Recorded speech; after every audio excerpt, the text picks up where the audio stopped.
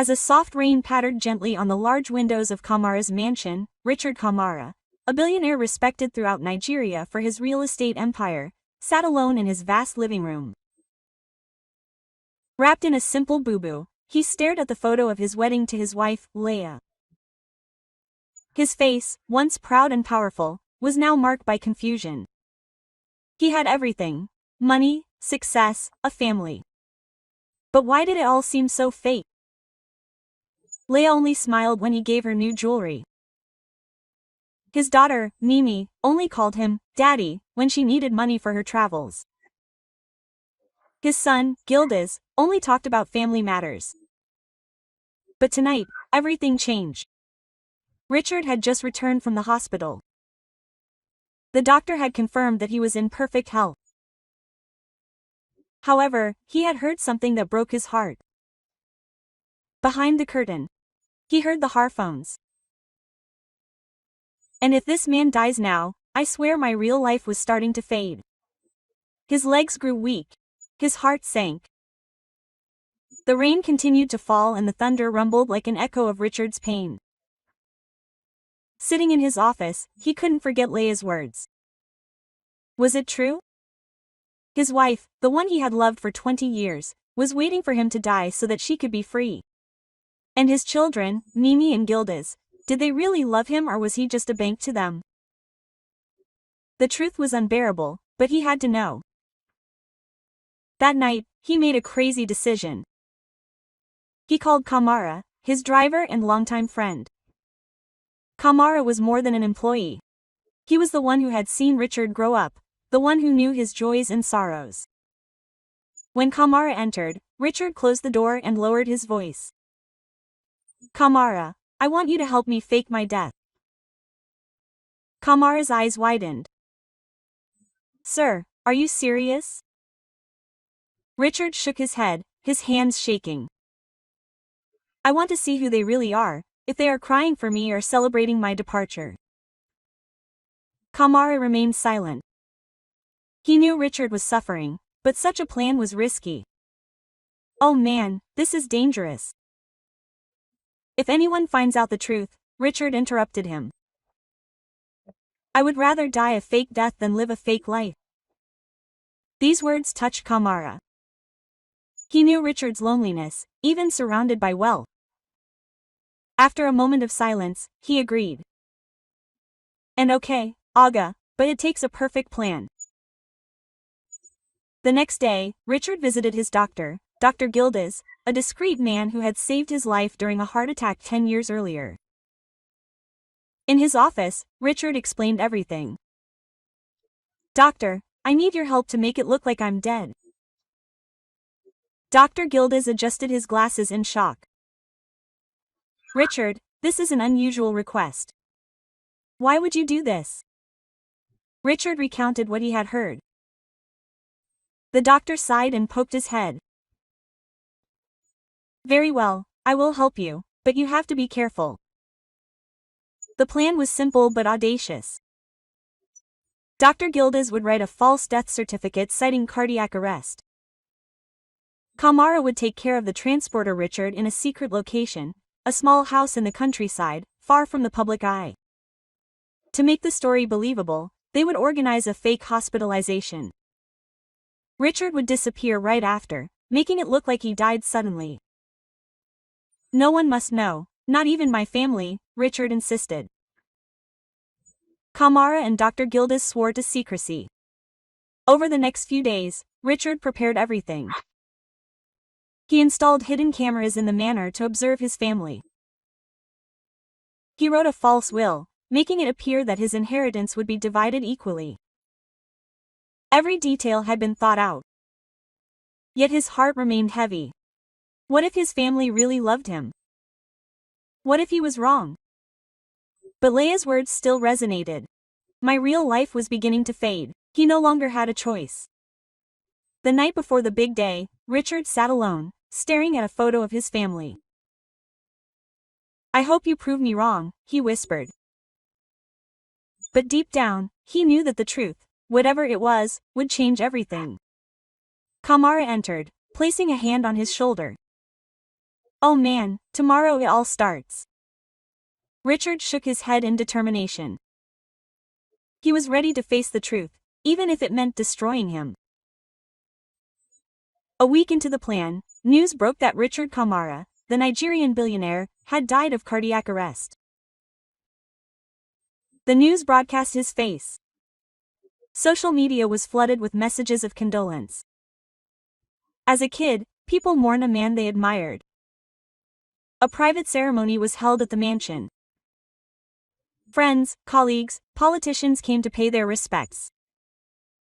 But in the privacy of the mansion, another reality was revealed. Leah, now a widow, stood in front of a large mirror in her bedroom. She adjusted her black loincloth, a symbol of mourning, but her face told a different story. A slight smile appeared on her lips. Free at last, she whispered, applying bright red lipstick. She didn't throw an alarm. For her, Richard's death wasn't a loss, but a gateway to a new life. Mimi, Richard's daughter, was in her room sitting on her bed. She took out her phone and posted a black and white photo of her father on social media. The caption read, "Rest in peace, Dad, forever in our hearts." The comments poured in full of sadness. But Mimi didn't cry. She quickly switched to another app, booking a plane ticket to Paris. "You have to enjoy life," she told a friend on the phone, who was laughing softly. Gildas, the eldest son, was already in Richard's office.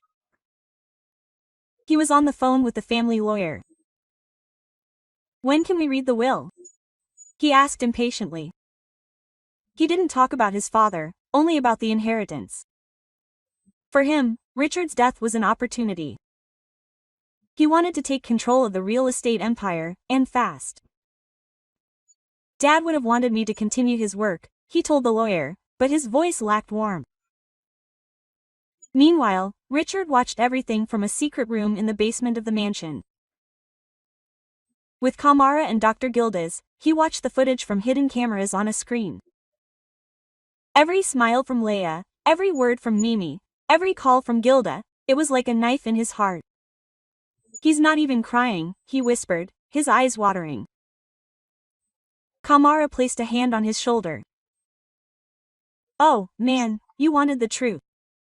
There you go." Richard shook his head, but the pain was unbearable. He remembered the times when he believed in his family. The Christmases when Leia told his jokes, the birthdays when Minnie kissed him, the discussions with Gildas about the future of the company. Was it all fake? Had he been living a lie for years? He wanted to stop, to scream, to ask them why, but he held back. "I have to go through with it," he told Kamara. Dr. Gildas silently adjusted his glasses. "You are brave, Richard. Few men would have done this." Outside, the ceremony continued. Guests sang prayers, mourning a man they thought was gone. But inside, the Kamara family showed its true colors. Leia was already planning a party with friends. Mimi was looking for luxury dresses online. Gildas talked about selling properties to secure the inheritance. Richard clenched his fists. "They've already forgotten me," he said, his voice cracking. The truth was there, naked and cruel, but it was only the beginning. He knew that the following days would reveal even more betrayal. 3 days after Richard's fake death, the mansion, still decorated with white flowers for the ceremony, seemed quiet. But another scene was brewing. Lee, dressed in an elegant dress, not in mourning at all, was hosting a private party in a secluded wing of the mansion. The guests were few, but among them was Paul, the CFO of Richard's company. The music played softly, glasses of champagne sipped. Lee raised her glass, a bright smile on her face. "To freedom, my dear widow," Paul said with a laugh. They clinked their glasses in a knowing salute. Lee placed a hand on Paul's arms. You know, I've never been happier. No more Richard, no more constraints. Polo nodded. We'll take care of everything, Lee. The money, the company, it's all ours now. He laughed as if Richard's death were a joke. In the secret room, Richard stared at the screen, his hands shaking. Every word Lee said was a blow. He had always known that his marriage wasn't perfect. But this, celebrating his death with another man, a man he considered a loyal colleague. It was too much. Kamara, by his side, touched his head. Man, will you stop? We can stop this now. Richard gritted his teeth. No, I want to see how far they'll go.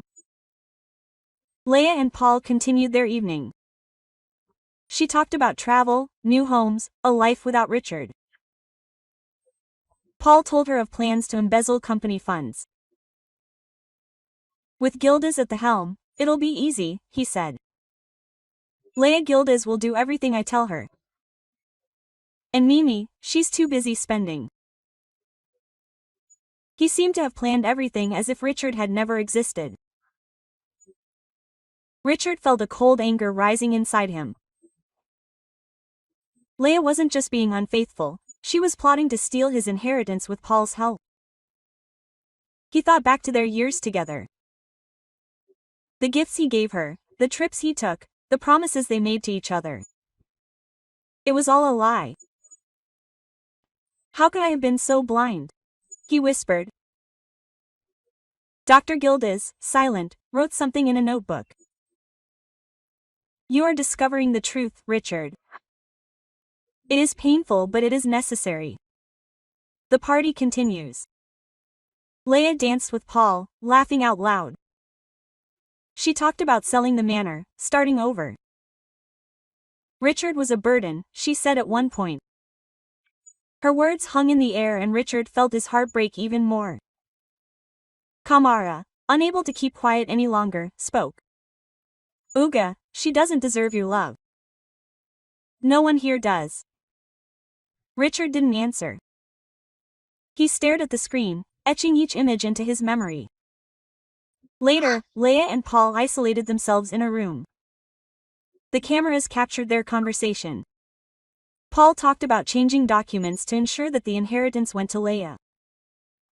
We have to act quickly before Gildas asks too many questions, he said. Leia aka, do what you have to do, I want everything to be mine. Richard turned off the screen, unable to take it anymore. That's enough for tonight, the voice said. But deep down, he knew he had to keep going. Leia's betrayal was just the beginning, and he wanted to see it all through. In the days that followed, the Kamara family continued to show its true colors. Minnie, Richard's daughter, spent her days rummaging through her father's belongings. She found an antique watch, a gift Richard had received from his own father. Without hesitation, she put it up for sale on an online site. It's vintage, it's worth millions, she told a laughing friend on the phone. When the offer reached 10 million lira, she accepted without a twinge of regret. Dad's gone, might as well make the most of it, she added. Gildas, on the other hand, was obsessed with the inheritance. He met the family notary in a discreet café. We need to speed up the reading of the will, he insisted. The notary, a cautious old man, frowned. Gildas, it's too soon. People are still talking about your father. But Gildas didn't give you a point on the table. I want to take over the company now. Dad would have liked that. His voice was cold, emotionless. He spoke of Richard as if he were an obstacle that had now been removed. In the secret room, Richard watched the camera footage, his heart heavy. He's eating up my chair while I'm still breathing, he murmured. Mimi was selling her memorabilia. Gildas coveted his empire. Neither of them spoke of him with love or sadness. Kamara, at his side, touched his head. Vog, your children, they don't deserve you. Richard didn't answer. He felt anger growing, mixed with sadness. How could his own children be so cruel? Mimi spent the evening spending the money from the sale. She bought luxury bags. Booked a trip to Dubai. I deserve to treat myself, she told a friend at a fancy restaurant. She laughed carefree as if her father's death was a liberation. Richard, looking at the screen, recalled the times he carried her on his shoulders. As a child, was this the same girl? Had he missed out on something in her upbringing? Gildas, for his part, was plotting with a partner. Once I have the company, I'll sell half the properties, he said. The partner with the cat's head. And your mother? She'd like her share. Gilda Ricana. Mom will do what I say. She's too busy with Paul. Her words struck Richard like a stab. Not only was Gildas betraying his father, but he knew about Leia and Paul and he didn't care. Dr. Gildas in the secret room is taking notes. Richard, what you see is hard but it's the truth. Richard's head, his stitches clenched. I raised them, I gave them everything. And this is what they do. He thought back to their laughter, their promises. It all seemed false now. Faithful Kamara murmured. Aga, you still have time to change things. Richard acquired but the pain remained. Each day brought a new betrayal. Mimi sold more valuables. Gildas negotiated parts of the company in secret. None of them visited Richard's supposed grave. None of them held sincere prayers. They learned as if Richard had never existed. In the secret room, Richard made a decision. They would get what they deserved, he said. His voice firm.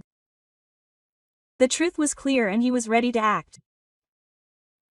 The grand prayer ceremony for Richard Kamara was scheduled for a week after his fake death. The mansion was filled with guests, friends, colleagues, neighbors, all come to honor the billionaire's memory. Religious fields resonated, candles glowed. Leia, dressed in a black loincloth, stood in the center, wiping away fake tears with a handkerchief. Mimi, at her side, lowered her head, playing the tearful girl. Gildas, serious, welcomed the guests, but his mind was elsewhere, already on the inheritance. In the secret room, Richard was getting ready. He had been watching his family for days and the truth was clear. He did not love them and was plotting their death. Mimi was selling off their possessions. Gildas coveted his empire. But today, he was going to take back control. Kamara adjusted his white boo-boo. Oh, guys, are you sure? Richard shook his head. They must know that I am alive. Dr. Gildas, nervous, murmured, be careful, Richard. The ceremony was in full swing. Leia spoke, her voice trembling. My husband was a great man. We miss him. The guests looked at him with emotion. But suddenly a heavy silence filled the room. The large door of the manor opened slowly. A man entered, dressed in white, calm and majestic. The murmurs stopped. Leia dropped her handkerchief. Mimi stepped back, pale. Gildas dropped his glass. Hello everyone, Richard said. His voice echoed like a clap of thunder. I heard you pray for my soul. The room descended into chaos. Screams erupted. Some guests fainted. Leia collapsed into a chair, muttering, impossible. Mimi hid her terrified face. Gildas, frozen, balbutia, Papa. Richard stepped forward, his piercing gaze sweeping over the fault. He stopped in front of his family. You seem surprised, he said. A bitter smile played on his lips. Do you think I was dead? Leia tried to speak, but no words came out. Richard raised a hand to calm the fault. I have a story to tell you. A story of betrayal. The guests, shocked, remained silent. Kamara and Dr. Gildas stood back, watching the scene. Richard recounted everything. His fake death, the hidden cameras, his plan to discover the truth. "I wanted to know who you really were," he said, staring at Leah. "And I saw my wife celebrating my death with another man. My daughter selling my memories. My son plotting to steal my business." Quote. The fault murmured in horror. Leah lowered her head. Mimi cried. Gildas clenched his fists. Richard continued, his voice firm. "You buried me alive. But I'm here and I won't let you destroy what I've built." He turned to the guests. "Thank you for being Venus. But this ceremony is over." People still in shock began to leave, throwing greetings at the Kamara family. Leah tried to approach. Quote. "Richard, I can explain." He stopped her with a gesture. "Not a word. You'll get what you deserve." Mimi and Gildas remained silent, unable to meet his gaze. Richard left the room, followed by Kamara and Dr. Gildas. The truth had been revealed and he was ready for the next step. His family had shown their faces and he was going to show them his. After Richard's shocking return, the mansion was plunged into an oppressive silence. The guests had left, leaving the Kamara family facing their patriarch. Leah, Mimi and Gildas stood in the large living room, feeling uncomfortable. Richard, sitting in his armchair, watched them with a hard gaze. Kamara and Dr. Gildas were at his side, witnesses to this crucial moment. The moment of truth had come. Richard stood up, turning on a projector. "Do you think I'm bluffing? Look at this." The screen lights up, displaying images from the hidden cameras. The first scene shows Leah and Paul toasting to freedom at a private party. Leah laughed for 10 years. No more Richard, no more constraints. The crowd still present outside murmured indignantly through the open windows. Leah lowered her head, unable to speak. Next, the screen shows Minnie selling Richard's antique watch in line.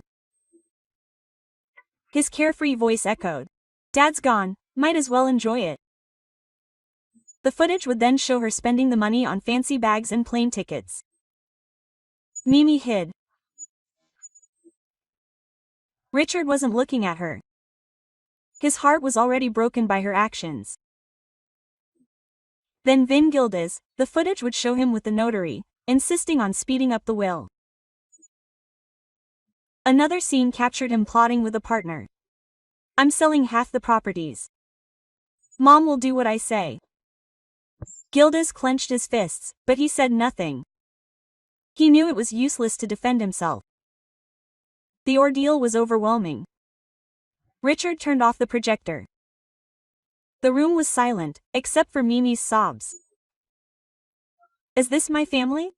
he said, his voice full of bitterness. "You buried me alive. You celebrated my death, sold my memories, plotted to steal my job." He paused, staring at each of them. "I gave you everything. Love, money, a future. And this is what you're doing." Lee tries to speak. "Richard, it was a mistake." He raised a hand. "A mistake? You danced on my grave, Lee." She collapsed into tears, but Richard remained impassive. He turned to Mimi. "You, my daughter, you sold my story for bags." Mimi balbutia. "Dad, I'm sorry." But he ignored her. Then to Gildas, "And you, my son, you wanted my empire before I was even cold." The still audible fault outside shouted insults at the family. Kamara whispered to Richard. "Aga, they saw their shame." Richard shook his head. He stood up, dominating the room. "You are no longer my family, you are strangers." These words hit like a blow. Lee collapsed. Mimi hid, Gildas lowered his eyes. Richard continued. I built this empire with my hands, my dreams. You won't touch it, he signed to Kamara and Dr. Gildas. Come, we have work to do. They left the room, leaving Leia, Mimi, and Gildas alone with their shame. The images from the projector remained etched in their minds. The truth was naked, cruel, irreversible. Richard had exposed their betrayal to the world and he could no longer hide. The next step would be even harder for them. Richard was ready to rebuild his life. The day after the shocking revelation, the Kamara mansion was silent as if the truth had emptied the air. Leia, Mimi, and Gildas remained cloistered in their room, needing greetings. The news of Richard's return had spread to the kid and the newspapers were talking about the family's betrayal. Richard was in his office surrounded by Kamara and Dr. Gildas. It was time to make a final decision. Richard opened a file, his face calm but determined. I gave everything to this family, he said. But they have shown that they are. My inheritance will not belong to them. Camarocha nodded, loyal as ever. Dr. Gildas, taking notes, asked, So, what do you do now? Richard smiled for the first time in days. I give everything to someone who deserves it. It is fitting to call Samuel, a discreet young man who has worked for him for years. Samuel was neither a relative nor a wealthy associate. He was a modest employee, always respectful, who helped Richard without ever asking for anything. When Samuel enters nervously, Richard stands up. And Samuel, you have always treated me like a father, not like a boss. Today, I return this honor to you. Richard announces that his entire inheritance, the real estate empire, the bank accounts, the properties would go to Samuel. The room falls silent. Samuel, surprised, Balbia, sir, I don't understand why me. Richard places a hand on his shoulder. Because you are honest. You never wanted my money, only my respect. You are my real family. Lee, who had been listening from the hallway, stormed into a rage. Richard, you can't do this. I'm your wife. Mimi and Gildas followed, shouting. Dad, this is unfair, Mimi yelled. Gildas slammed his fist on the table. The company is mine. Richard looked at them impassively. You had your chance. You chose to betray me. Now live with it. The news spread quickly. Company employees, friends, the media, all talked about Richard's decision. Samuel, still in shock, promised to uphold the legacy. I won't let you down, sir, he said, his eyes watering. Richard shook his head. I know, Samuel. That's why I trust you. Lee broke down in tears, begging Richard. Please give me another chance. But Richard stood firm. You danced on my grave, Lee. You no longer have a place here. Mimi, in tears, tried to apologize. Dad, I was stupid. I'm sorry. Richard clutched his head. Your regrets come too late. Gildas exploded with rage at him. Will you regret this, Dad? Richard the fixer. It's you who will regret, Gildas. Kamara escorted the family out of the office. Leia's writing, Mimi and Gildas were talking in the mansion but Richard didn't connect. He signed the official documents transferring everything to Samuel. Dr. Gildas, witness to the scene, murmured, You made the right choice, Richard. Richard agreed. Money reveals hearts. Samuel has a pure heart.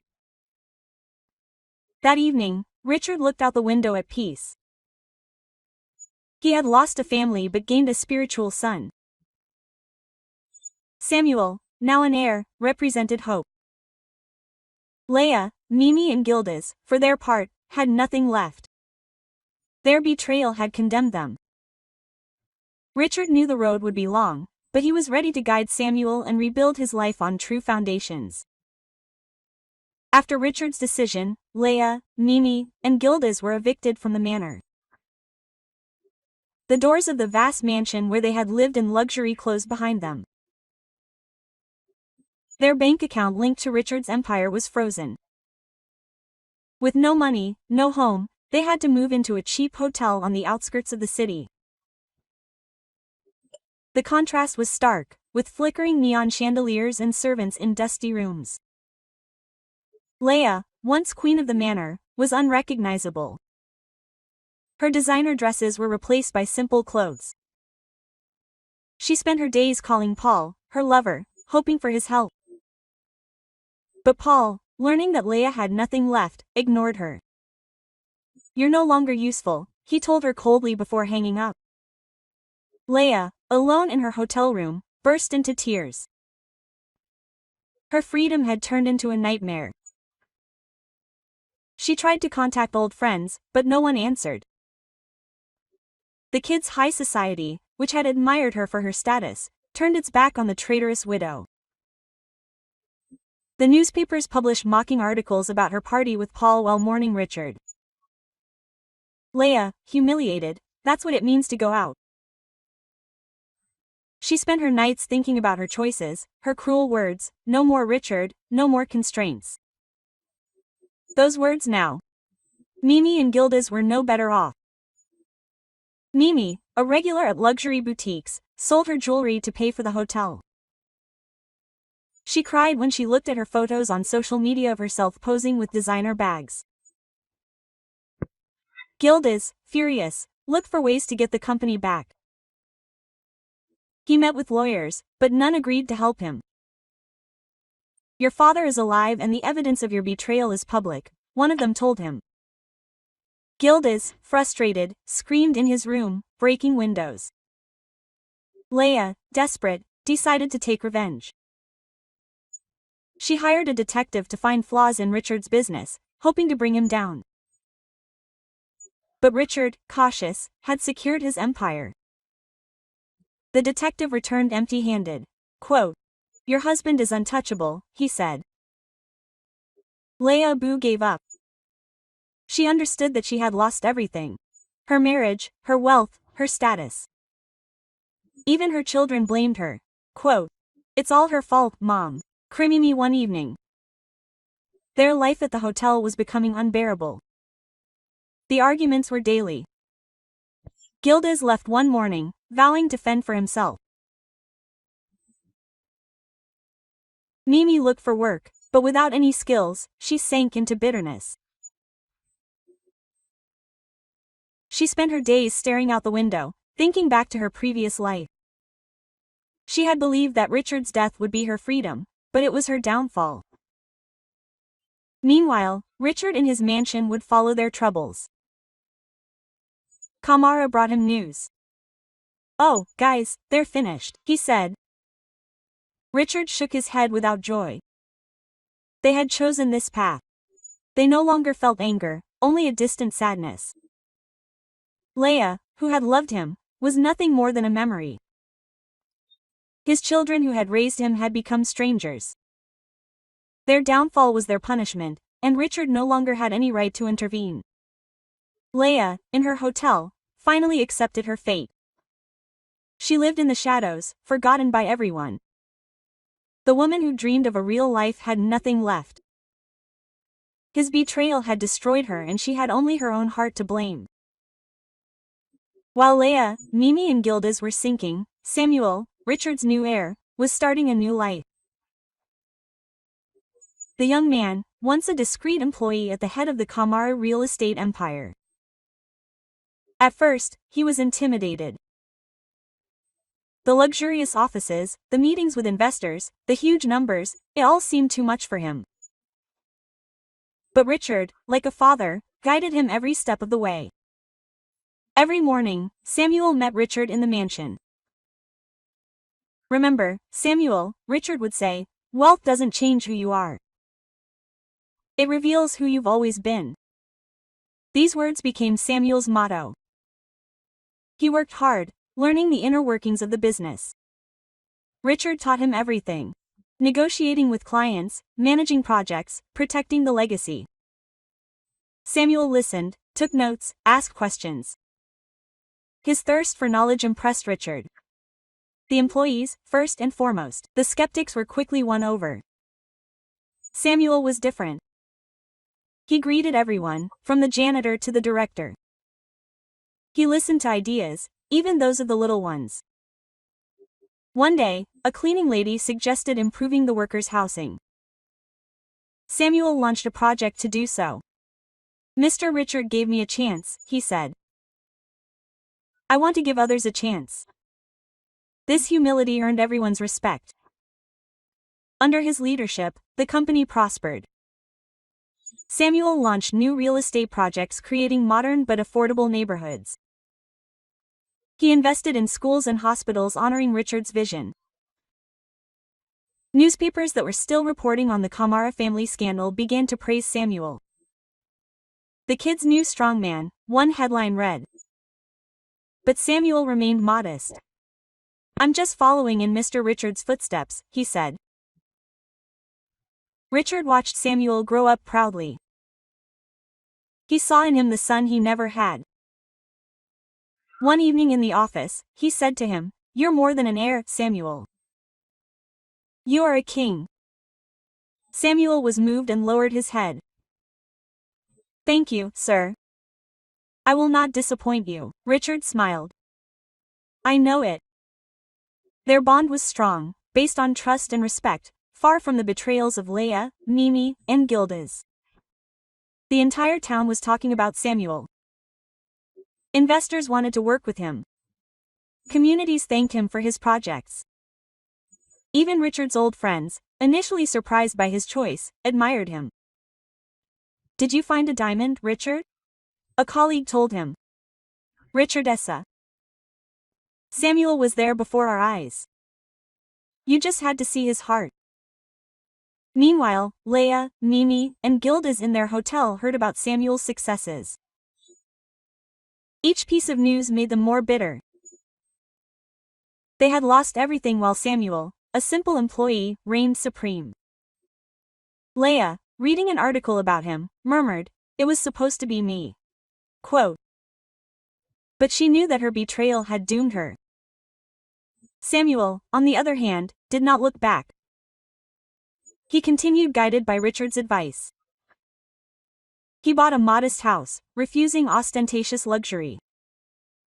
"Money is a tool, not a master," he said, repeating Richard's words. The child saw him as a hero. A man who proved that honesty could triumph. Richard, at peace, knew that he had made the right choice. Samuel was proof that true wealth was in the heart. Together, they built a future far from the betrayals of the past. Samuel, the humble king, brilliant and no one could touch him anymore. Subscribe to not miss our stories.